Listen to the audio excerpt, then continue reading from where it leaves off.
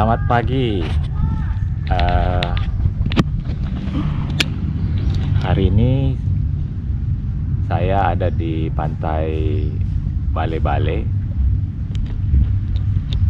Suasananya belum terlalu ramai, mungkin hari Minggu sebentar lagi tempat ini akan ramai. Hari ini saya mau berbagi satu topik, yaitu tentang rasa cukup. Terinspirasi dengan statement dari bos saya sewaktu bekerja di salah satu perusahaan, yang mengatakan pada waktu itu dia memutuskan untuk berhenti bekerja. Dan saya tanya alasannya kenapa berhenti bekerja. Dia bilang sudah cukup, saya sudah cukup bekerja dan saya sudah pastikan bahwa uang atau sen terakhir itu akan cukup untuk membeli paku untuk menutup pintu atau peti matinya. Statement itu sangat berkesan bagi saya, yaitu dia mengungkapkan rasa dia sudah merasa cukup, dan juga dia sudah mempunyai cukup secara finansial. Walaupun kedengarannya lucu, namun dia bilang dia sudah pastikan bahwa sen terakhir bisa untuk membeli paku untuk menutup peti matinya. Nah, dalam kehidupan kita juga kita harus berani untuk mengatakan, khususnya dalam hal finansial, rasa cukup. Ini tidak mudah karena sifat manusia adalah tidak pernah puas. Nah, dalam merasa cukup itu kita harus mempunyai satu persepsi bahwa apa yang sudah kita dapatkan itu akan bisa mencukupi kebutuhan kita. Saya memilih untuk berhemat, yaitu untuk di satu level tertentu ada rasa cukup untuk memenuhi kebutuhan tanpa harus bekerja lagi. Bagi saya, satu konsep kehidupan itu adalah memang harus dimulai dengan hidup berhemat, hidup dengan sederhana. Setelah itu, dengan kesederhanaan itu, kita bisa menginvestasikan uang yang kita buat berhemat, dan setelah itu kita akan bisa mencapai satu rasa cukup karena uang yang kita investasikan sudah bisa memberikan kepada kita kebebasan finansial. Salah satu persepsi yang salah tentang kebebasan finansial adalah selalu identik dengan kekayaan. Saya katakan satu contoh. Orang tua saya atau ibu saya bisa kategorikan sekarang adalah seorang yang punya kebebasan finansial. Kenapa?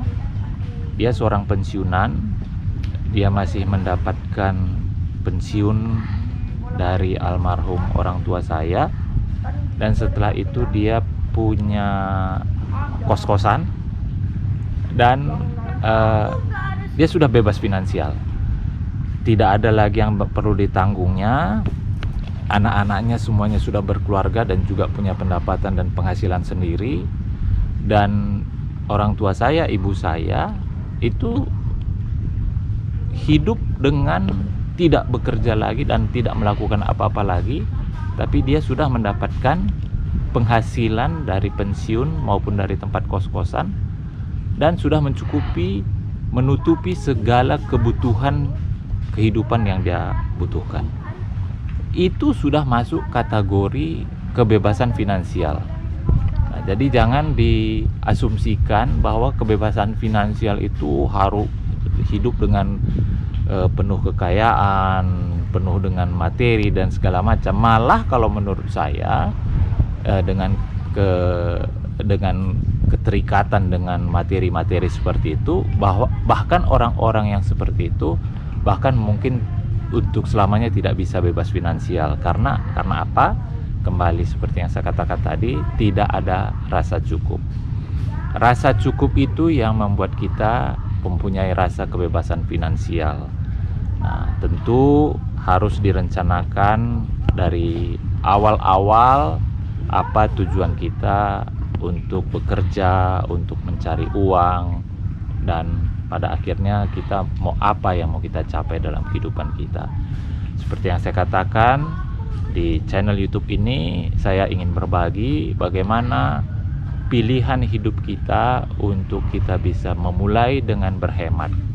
Setelah itu, uang yang kita hemat itu bisa kita gunakan untuk diinvestasikan dan menghasilkan sesuatu atau menghasilkan uang atau cash flow yang bisa memberikan kecukupan dalam kehidupan kita tanpa bekerja lagi pada satu saat nanti.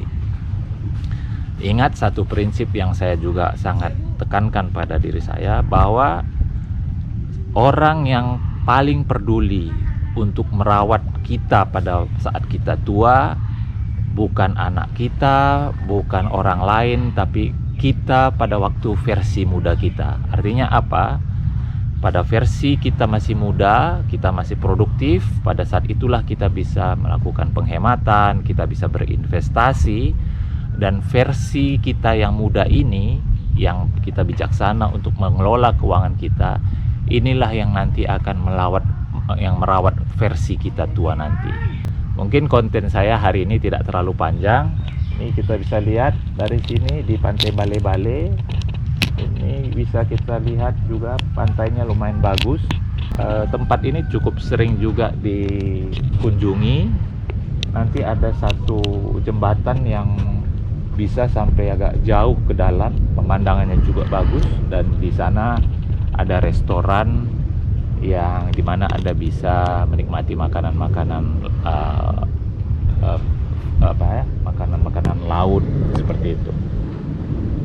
Mungkin itu konten saya pada pagi hari ini, yaitu mengenai rasa cukup. Salam hemat, salam sehat, tetap semangat.